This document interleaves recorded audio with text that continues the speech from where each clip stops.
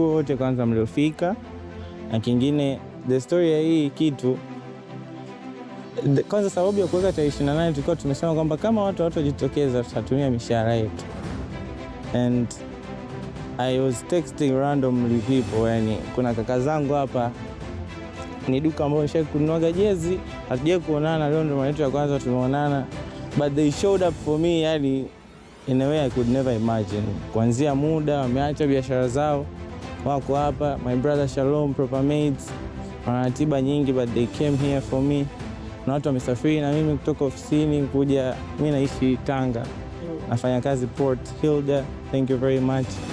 I really appreciate kila aliyefika hapa, na kutokana na mahitaji tuliokuwa tumeletewa ya kituo, tunajua kila anayekuja mara nyingi huwa analeta vyakula, sabuni, sanitary pads na kila kitu. Sisi tumeleta baadhi ya hivyo vitu, lakini baadhi ya michango tutaikabidhi kwa njia ya cash, na tutatoa kiasi cha 600,000. Nashukuru sana, asante kwa muda wenu pia kutukaribisha hapa.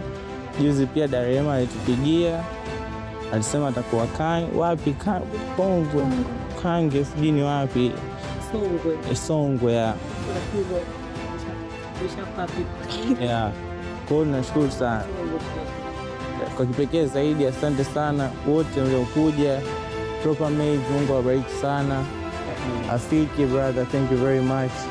45 minutes to, Mungu awabariki mimi na wazee na kila mmoja wetu aliyefika.